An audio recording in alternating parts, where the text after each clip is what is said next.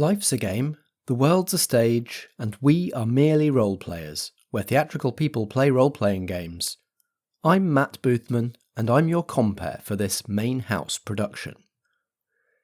Here on Merely Role-Players, we improvise stories to entertain you and ourselves a little bit. And we use role-playing games to keep the story going places even we can't see coming, because as theatrical people, we're all about maximising the drama. This episode is part of our current main house production, Vigil, the Great Fire. To tell this story, we're playing Monster of the Week, a role-playing game by Michael Sands, published by Evil Hat. So please take your seats in the main house. Tonight's production is about to begin.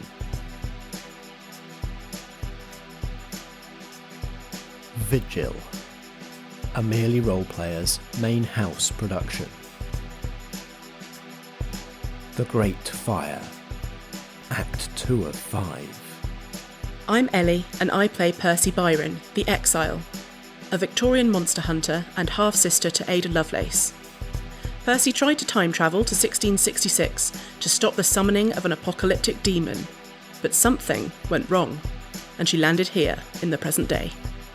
I'm Dave and I play Mick the Mundane. Mick is Sheridan's favourite builder, but his life has been getting weirder since he dug too deep and hit a leyline. I'm Strat and I play Brier, the Monstrous. Brier is a shape-shifting Fey Guardian of the Rosebrier forest. They take their job very seriously, but can get a little distracted if there's mischief to be made. My name's Chris McLennan and I'm playing Ed Kincaid, the Professional. He's a disgraced MI5 agent who's been kicked down to a basement to investigate reports of ghosts and little green men and other things that definitely don't exist. He just wants to file his report and go home. The River Brack burst its banks. Stay calm and everything will be alright. I mean, I'm pretty calm, but you have just stolen my van. Everything falls off the shelves in the back as the van tips onto its side. As Mick runs, the nearest ley line starts to blaze. Miss Byron, as I've been saying, our appointment is overdue. I offer a rolling back of this awful timeline. Can you truly say that this is not something that would appeal to you? I cannot.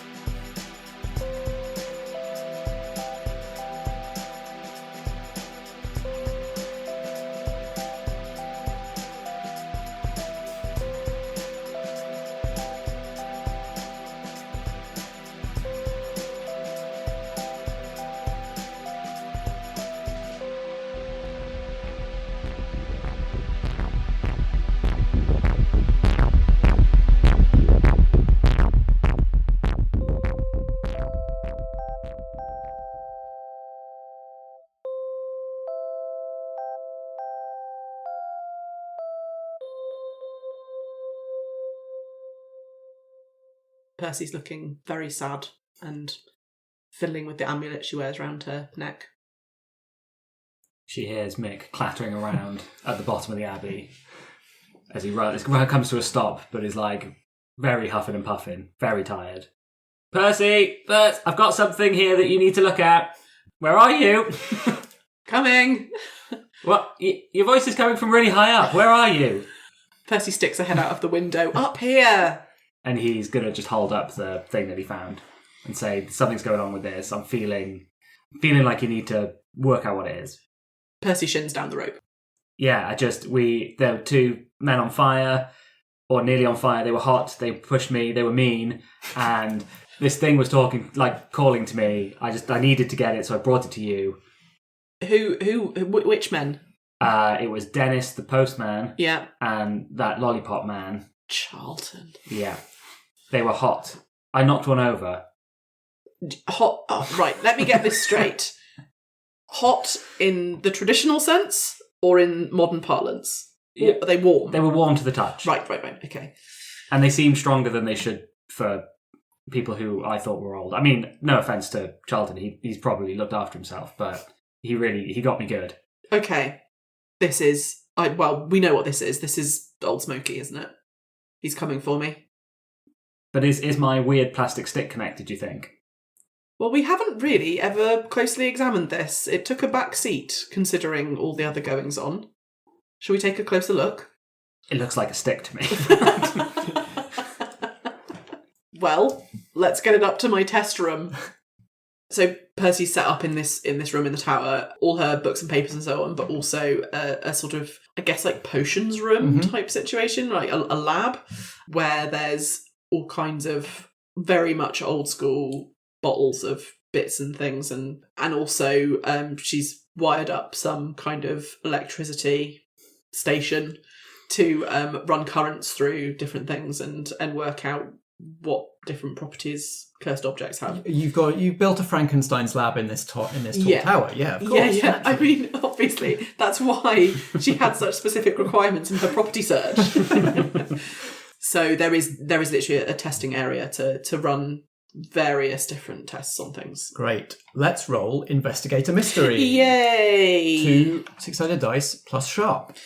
Okay, I have a +1 for sharp. That is 7. Okay. What was it going to do? So, Percy, the first time you saw this device, object, whatever it is, you had only just come to this time period, and like even the materials it's made of were kind of unfamiliar. So you just couldn't get a handle on what it was. You've been here in the 21st century for nearly a year now. You know the materials and you're much more up to date on the technology of the time. And it doesn't take too long for you to realise that this is an updated version using modern materials of a key component of yours and Ada's time machine design. Of course it is. And it is a critical component. Like the design cannot work without this. Okay. Not like the cup holder or... No. Okay, I have good news and bad news. Mm-hmm. The good news is I know what it is. Oh, good. The bad news is it's part of a time machine and that's probably going to be used for nefarious purposes. So does that mean there's another person out of time here? I think it means there is a being of evil intent, considering where we found this item, who is either able to now or was trying to be able to time travel for their purposes, which surely cannot be good. I've told you of my purposes, Miss Byron. Is this just in my head? Okay. I was going to say, they haven't got Mick already, have they? I think in sync with the Miss Byron, you hear someone go, Miss Byron! From outside. Percy sort of shakes her head to try and get the voice out and work out what's inside her head and what's outside her head, which I think is a common gesture that she's having to do now more and more frequently.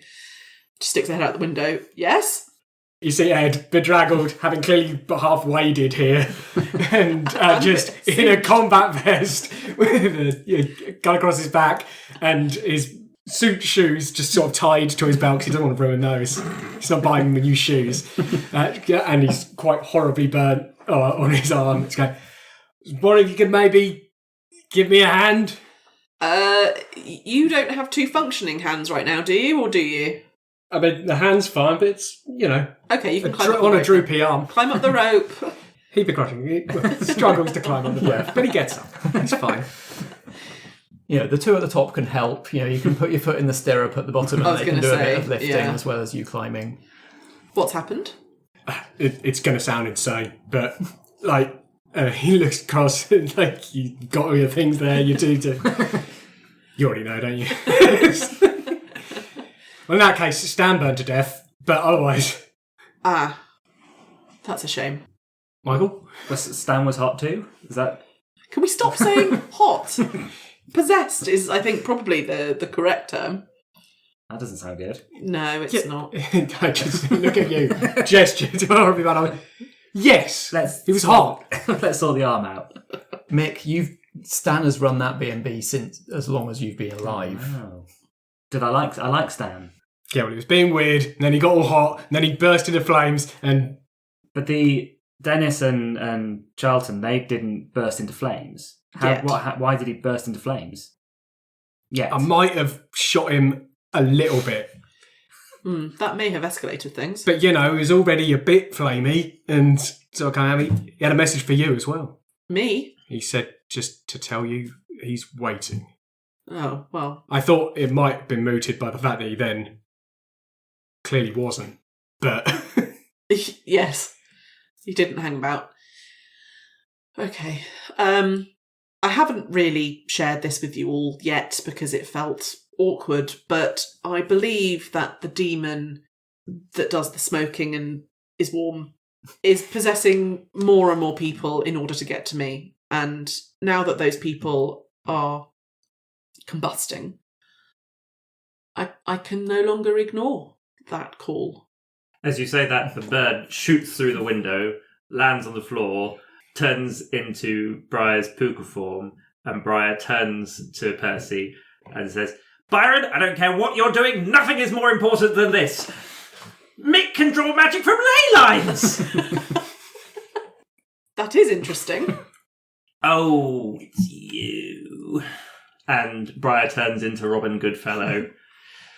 Robin Goodfellow is like the most kind of beautiful man that you will see. And beautiful is the only term that anyone in Sheridan would ever be able to use to describe him. Like, it's proper traditional fairy being somebody human kind of thing. Gilet, but National Trust branded. Chinos? Chinos, beautiful kind of like Chelsea boots that never seem to have any mud on them, despite the fact that he's always draping all over the place. Yeah, sort of sandy coloured hair that always seems to be slightly different and looks more like fur than hair if you catch it in the right light. And every now and again blinks and has kind of city cat eyes that kind of, if you look closer, you'd see them change to that back to human, depending on how much Brier is bothering to concentrate. Whatever you are, it doesn't have the same effect if I see you do it. Percy, where are your tea and coffee making facilities? Beverages are top cupboard on the left. Talk amongst yourselves. Mine's a chamomile tea. Of course it is. Brier, I was just sharing the news that, Kincaid will not want to hear and then will instantly forget, that the smoke demon that has been possessing people to try and talk to me is increasing the quantity of people and burning through them more quickly. So I fear I can no longer ignore the call. Oh no, these are my friends. This is my town. We need to sort it out. Yes, that's what I said. But quick, how do we get there? You said you're going to meet him. What do you mean? Well, I will have to arrange that, I suppose. Demons are all very well, but didn't you hear me? He's sucking up magic from ley lines. You doing that on purpose, A literal Mick? connection. I don't have one of those. Nobody has one of those. I wouldn't say on purpose. No. Look, I just ran. How long have you, in the knowledge that people are being burnt through, as you so eloquently put it, have you been ignoring the call? Well, everyone knows it's been happening. I've been teaching you all to, slow it down. But it's accelerating. Right, Michael, milk, sugar? Just black, please. Dandy lad. Must brew for no longer than 30 seconds. I'm No, not starting. fewer than 22. I'm not starting again. I won't drink it. That is not my concern. Milk, sugar? Yes. Right. The other reason, of course, Percy, is that there's just been a lot of other stuff going on. Yes, we're constantly fighting things. There's always been a higher priority up until this point. We've been in a holding pattern, and that is no longer feasible. That's what I'm saying. And also, obviously, I'm sorry about Charlie and Dennis. And primarily Stan, who is actually dead. Sorry. But we've got time to save the others, so we should... let's set up this meeting with your fancy fire person. Yep, great. Voice in my head, who I don't engage with usually. Now's the time. Set a time and date. What time are you picking me up? If I must escort you, then I shall. But you are an intelligent woman. I'm sure you can find the place. The time at your earliest convenience. Honestly, for a demon that's been trying to get hold of me and to meet for so long, to not specify the venue is frankly lazy. Demons are the worst. I could just come back in with the teas and coffees and go, yeah, what happened to good old-fashioned letter writing, you know? I knew I liked you. What did they say? We know where to go? What's going on? Oh yeah, sorry, you can't hear that. They've specified as soon as possible and that I should know the place because I'm smart. Do you know the place? Do I know the place? I do. You know this demon, and so Yes. you would be able to narrow down the places that it could hide. You know this demon, you know its qualities, Yeah. and you know that it has kind of stayed under the radar, possibly since you time travelled, Yeah. because it was there, like storming towards the Sheridan, Order HQ, as was what is now Sheridan Library. It was storming towards you then. You time travelled, and it's now here now. Maybe it's been here that whole time, but like there's been no activity from No. it, so it must have Until been, I arrived. It's been concealed. Right. You know that it is made of pure flame, Yeah. so that makes it quite difficult to hide. Unless there's somewhere that's always on fire. So where is it hot? Where's it hot or where's it cool to stop it from spreading? Where might it have been stopped? Because I'm assuming it got stopped by some of the people that I left behind when I time travelled in 1852. So, yeah, I'm wondering if it's trapped in a cold place or a wet place. If it's trapped, how is it spreading its flame? You know it needs to touch people to infuse flame into them. Yeah. So it needs to have been able to get to Stan and to Charlton and to Dennis. Or can it do it through people? So, like, can a possessed person touch another person and then pass it on? What should we worry about? Ed, then? Ed? Again, a thing you would know from having fought this thing in the past. If it directly touches a person, it can infuse enough flame to control them. Okay. And that will burn that person out in roughly 2 weeks. If a person who has had flame infused into them touches another person, they can infuse a smaller amount of flame. Yeah. So this is what's happened to you. Mm. You can hear the demon's voice, you Right. can converse with it, but it can't directly control you. Okay. And it's not burning you out, or at least not as fast. Yeah. So that's, if anything, that's the situation Kincaid would be in. Although it doesn't seem like he's hearing any voices. It seems like it might have just Well, he might not be very susceptible to burned. that. Yeah, either that or it's just burned him without actually pushing anything Also, inside. presumably, if it could get to you through me, it wouldn't have called you just now. Yeah.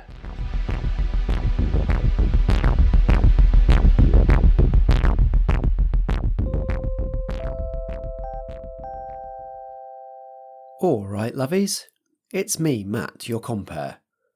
While the players are getting ready for their next scene, why don't you and I have a quick look at the programme? So, earlier this year, Strat, Helen and Natalie Winter from Merely Roleplayers joined Fiona Howard, the host and regular GM of the What Am I Rolling podcast, on Twitch for a 2-part live-streamed game of The Between, a role-playing game of monster hunting in Victorian London, GM'd by the game's designer, Jason Cordova. If that sounds familiar, it's because I have mentioned it a few times in these intervals already, but what I can tell you now is that both parts of the story are now available on the What Am I Rolling YouTube channel, and both parts in a trimmed-down podcast-friendly version. Both parts are now available on the What Am I Rolling podcast as well. The full story now available, whether you prefer to watch the full uncut thing in video or listen to the cut down audio, however you want to experience this live stream game of The Between, you now can. Whichever version you're looking for, you want to head over to wairpodcast.com. Next, did you know that there are actually still people out there who've never listened to a podcast? I'm not just talking about people who've never listened to our podcast. There's plenty of them, and that's less surprising. But there are people still out there who've never listened to a podcast ever at all in their life. To try and change that, April has been declared Adopt a Podcast Listener Month. This is something being run by a company called Tink Media, who've arranged some of the promo swaps that we've had here on Merely Role Players. Their theory is that if somebody who's never listened to a podcast ever before in their life heard just one really, really good one that really fits them and shows them how good it could be, then they might enjoy that and then listen to another one, and that'll be good for everybody who enjoys making podcasts. So what they're asking for Adopt a Listener Month in April is to find somebody whose attitude is, nah, podcasts aren't my thing, and give them a thoughtful recommendation for something that you think they might enjoy. Something that has the potential to get them hooked and go looking for more stuff. There's details and guidelines and templates and things that you can use and quizzes that you can do to see if you can work out what's a good recommendation for people, all at tinkmedia.co/adopt. Next up, an announcement. There won't be a backstage episode next week. I've always thought of the backstage episodes as bonus content rather than something that would necessarily happen in every single non-story act week. It just so happens that most of the time we do have enough stuff to fill all of those slots. But we've been doing Vigil for long enough now that pretty much everybody's done their character creation, so we don't have those. And we did a few episodes of building up some extra lore, and we put those out, and we don't need to do more of those because the series creates lore by itself at this point. It's self-sustaining. So not every Vigil production is going to have a full complement of backstage episodes. So next week, no episode. Week after that, we'll be back with Great Fire Act 3. And finally, a quick reminder that we are still playing The Feed, our actual play of Unreal by Black Armada Games, over on the Merely Roleplayers Instagram, at Merely Roleplayers. We're far enough into the game now that player characters, proper named characters whose videos you've seen, are starting to get eliminated from our haunted Big Brother house. And note that I say eliminated because I'm covering elimination both by eviction and by other means.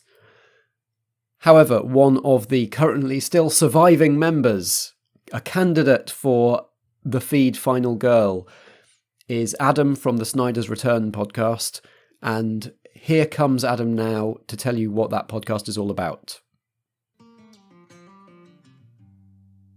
Snyder's Return is a tabletop role-playing game interviews and actual play podcast. We interview content creators, Twitch streamers, and fellow podcasters, and we put out our own actual play using a variety of different systems. So come and join us, come and have a listen. You can find us on Twitter at Return Snyder. You can find us on Instagram, Facebook, or check out our website at www.snydersreturn.squarespace.com. And with all that said, please return to your seats in the main house. Tonight's production of Vigil, the Great Fire, Act 2, will resume very shortly.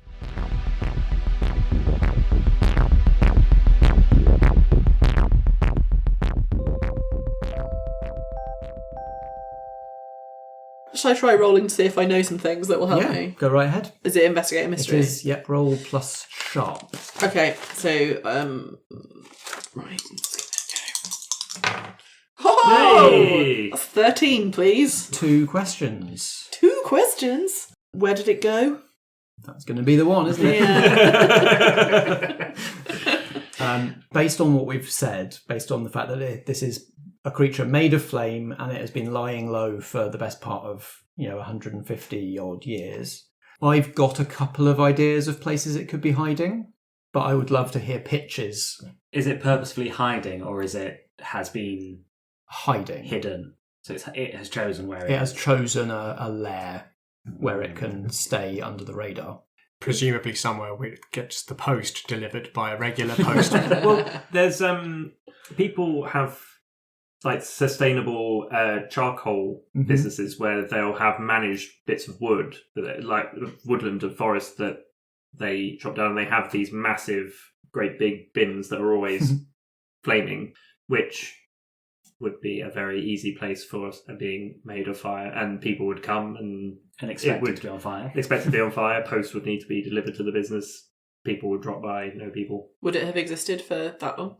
I think it's a thing that's been, like, people have made charcoal for centuries, right? It's probably far more modern now. It also gives, what is presumably a being from eons and eons ago. Yeah. Like, I don't have to keep up with all the places people currently always have burning fires. Like, they've been doing that since.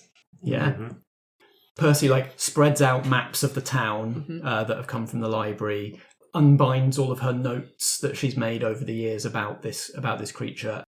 My immediate idea is that it must have got as far as the library, which was our HQ when we were back then fighting. So is there a furnace at the library? There's got to be a boiler room. Yeah, boiler room. Would it be underground? Maybe. Some old fireplaces. Yes. You ever have a sort of community barbecue event? Barbecue? Not over 100 years ago. No, sorry, I forget you. Ticking on. Yes. Wouldn't think so to look at me, obviously. What about I don't know, places with fuel? Industrial places? Yes, okay. Voice in head says yes. Industrial places. Train station. Docks. We're not coastal. In Sherrydown, Michael. There's a river. There's a river. You got a dock on a river. Okay, I'm getting out a map that is dated 1850, and then also a map today. Right, I'm circling industrial places. We've got an old coal mine. Is that still in existence? It hasn't been used for a long time. No, it's been completely filled in and got rid of. That can't be right. We've got train station, as you said. We've got charcoal pit. I mean, surely that's not a thing that's still in operation. Oh yes, they there's a bit of managed forest on the edge of Rosebrier that they chop down trees and turn it into charcoal. You're right, it's still there. And if they're doing all of it, then there's fires burning all the time. Big old pit of it. Let's go to the pit. Okay, I'm going to run. Off I go. Straight out the window. Well, actually, I'm going to go back and get the van. Actually, I can't get the van. It's on its side. Yeah, is your van okay? Oh, man. You could probably flip it back up. Yeah, I'm going to go back and try and flip the van and bring it with us. Where are you going to meet the rest of the gang? We're going to go... Stay where you are in the Abbey? No, we're going to go to the oubliette, which is part of the library, because Percy's concerned that the demon can listen in on any plans being made by being resident in her head. But the oubliette excludes all forms of magic, so shouldn't be able to earwig from there. So, Mick, you retrace your steps back to the van. It takes me a lot longer. It is still there on its side. It kind of landed in the middle of the roundabout, so it's not actually blocking any traffic. But there is, clearly while you've been away from it, somebody has noticed that it's happened, and there's now some police tape around it. Mm-hmm. But nobody's moved it and nobody seems to be around. Is there any sign of Dennis and Charlton? Why don't you roll plus sharp for read a bad situation? Ooh, okay. I'm not very sharp. I got an 11. Amazing. Okay, so you get 3 questions from the read a bad situation list. Ooh, okay. Are there any dangers I haven't noticed? Absolutely there are. Charlton and Dennis are... standing in front of the van. Ablaze. Screaming. You see wisps of smoke leaking from between the doors of the van. The back doors of the van have been closed, and there is smoke leaking out that suggests that at least one of them is in there. Also, as you're being alert, looking around, you see that kind of just round the bend of the roundabout, there is a parked police car. There's no real reason why it would be pulled up on the other side of the roundabout out of view and not right by the police tape, unless something nefarious was going on. So one of the questions is, what's the best way to protect the victims? And I'm kind of seeing Dennis and Charlton as the victims. Like, my aim is to not have them burst into flames. Yep. So is it just leave them alone? There's still areas of Sheridan that are partially underwater. Perhaps immersing them in cold water would at least slow down the combustion process. You could potentially right the van, drive them somewhere and boot them out the back into a pond or something. That sounds like a good plan. So yeah, I'm going to attempt to right the van. Okay. And is Brier around? Yes. Robin has been fluttering above and will perch on top of the Brixie.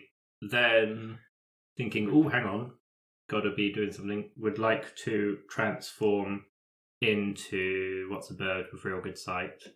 A hawk. Famously a hawk. Yes. This will be interesting for Mick, I suppose, because he's trying to purposefully do some strength, which he hasn't ever done. So almost certainly wouldn't work. The dice will tell us. Here we go. So I tried just to tilt it up. Yeah, crouch down, get your hands under the roof rail. I'm worried that now you're trying, you might throw it into the sun or something. I'll succeed too well. Yeah. And roll plus weird. Here we go.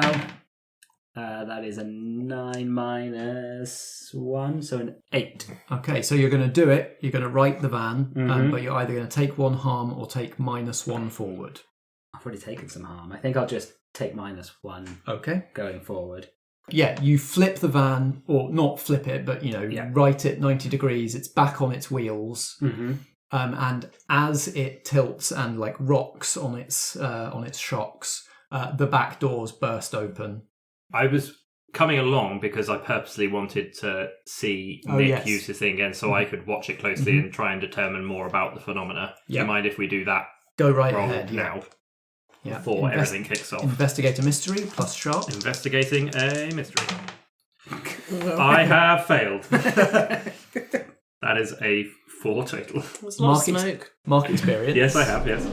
Charlton and Dennis pop out in a cloud of smoke. The whole van is kind of now wreathed in smoke. There's a smoke screen around it, slightly blocking Brier's vision.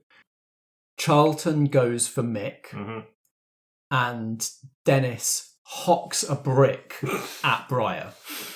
Oh. It clocks you off the top of the Brixie for 1 harm. Okie dokie. Oh.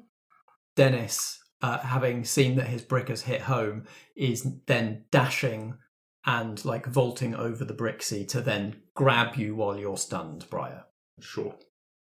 Well, I was going to try and just drive away, but now I'm expecting that isn't just a hawk, because, but maybe just being in the smoky car is a good enough smoky van as a distraction. So I'm going to attempt to get into the van before I get grabbed and drive off, billowing smoke everywhere. Okay, roll plus cool for act under pressure, but -1 for the minus, because you're still exhausted from flipping the van. Okay, so I have 1 cool, so does that mean this is now It's just an a even flat roll. Flat roll. Just to see what's on the dice. And there's an 11. Ooh. Amazing, okay.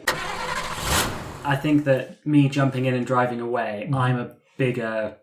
Maybe they're more interested in getting me, so both of them start running after the van, leaving Brier. So I'm just tearing down the street in a van that's kind of half shrouded in smoke. It's you're throwing up spray from the wheels and also trailing smoke and being chased by these 2 quite old gentlemen who are also generating their own smoke. Are you going to go at full speed, or are you going to try and stay at a speed that, deliberately stay at a speed that they can follow? Are you still thinking about No, I think he's in them? full panic, mixing full panic. He is just driving as fast as he can towards the library, spraying all over everything. You go round a couple of bends and they lose you. They lose the van and turn back and start heading back to the roundabout to see if Brier is still stunned. Brier does not take kindly to having bricks thrown at them. Are they both coming at the same time? Yeah, they're kind of working as a team, kind of flanking around. And actually, as you're recovering, you hear a car door open and one of the local police officers, Mabel Deepwater, who you may be aware of as a member of the local constabulary, starts coming over the rise of the roundabout from the police car. Still in hawk form, just going to flap into air and streak towards Mabel Deepwater. I think there's a lot of these flame people around there. This is getting a little bit out of hand. Yeah. So Mabel isn't smoking as much as the other two. Well, she's the one by herself, so going to go with her. And as I zip over, and I want to be fleeing. I don't think I can take all of these three. So I'm going to zip very fast, but as I zip over, I would like to do a huge downbeat of the Hawk's Winds and attempt to use magic.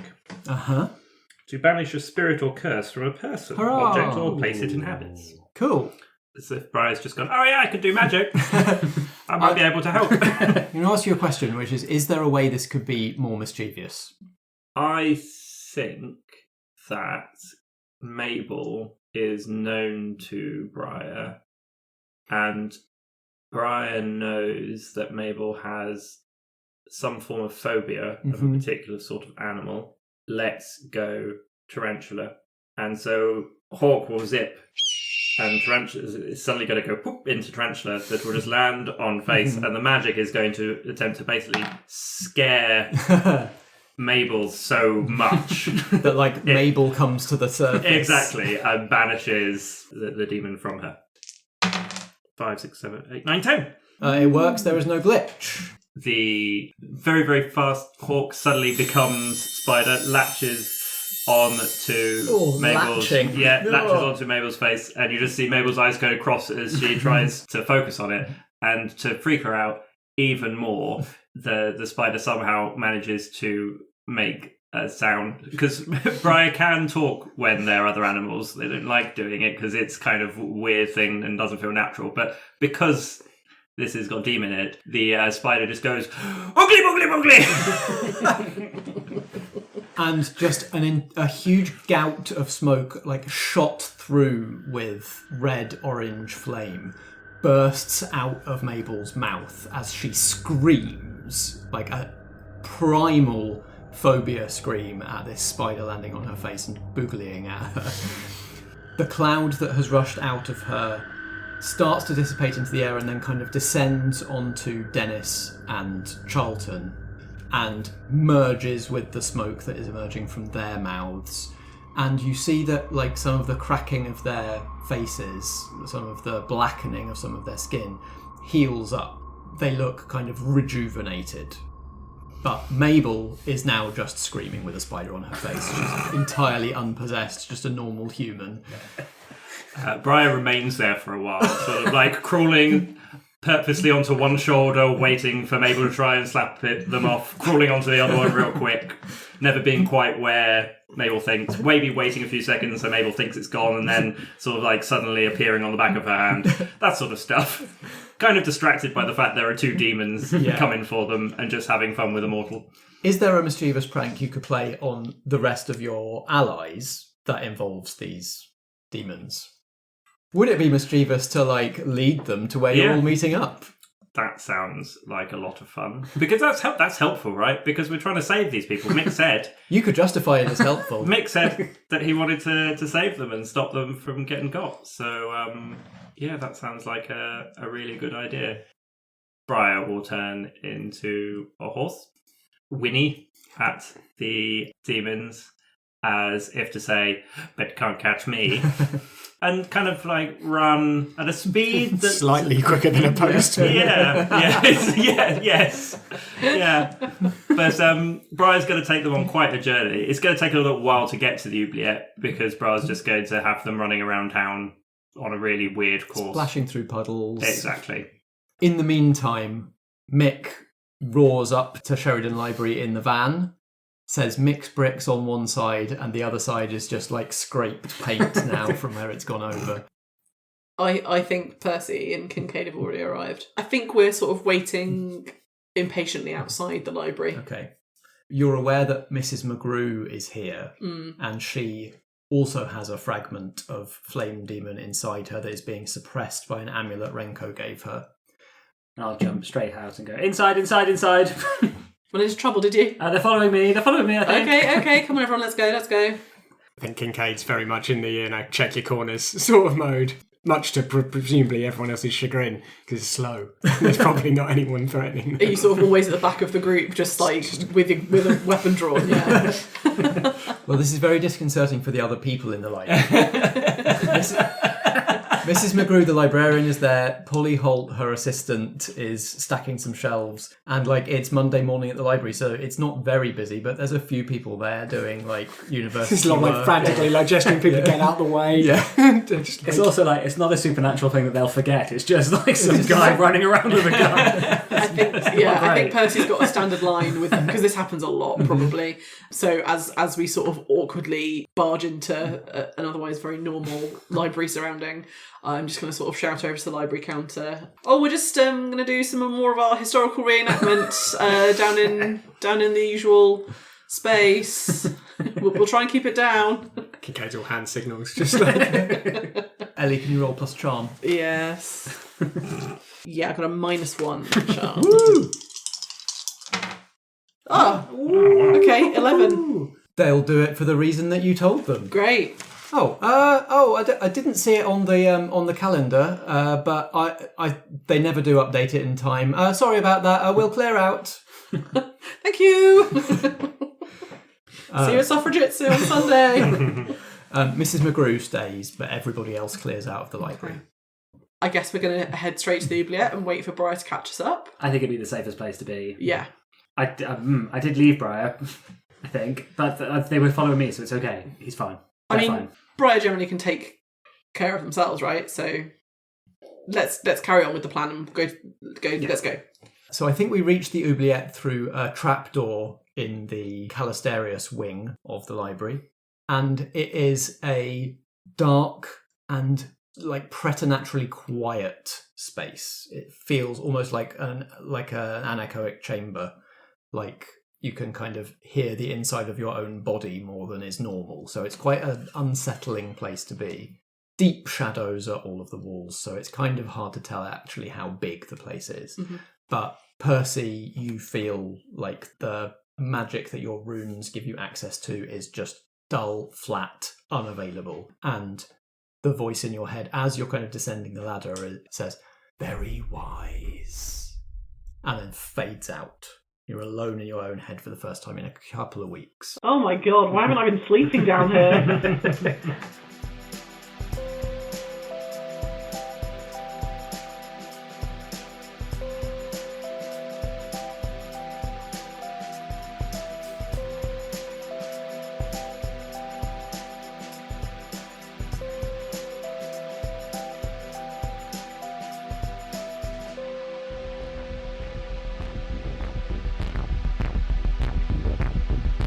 This has been Vigil, a main house production from Merely Roleplayers. It stars Ellie Pitkin as Persephone Byron, Dave as Mick Mason, Strat as Brier, and Chris McLennan as Ed Kincaid. I'm Matt Boothman and I play the supporting cast. Editing and sound design by me, and the theme music is by Alexander Pankhurst. We were playing Monster of the Week, a role-playing game by Michael Sands, published by Evil Hat Productions. You can find Monster of the Week at genericgames.co.nz. Merely Roleplayers is a Foggy Outline production in association with Blackshaw Theatre Company. Until next time, if drama be the food of life, play on.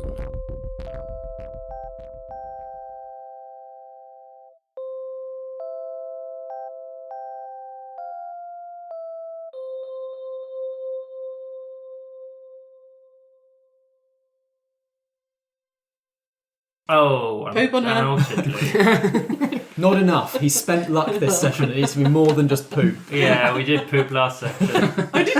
Yeah, pooped on Cameron. Oh.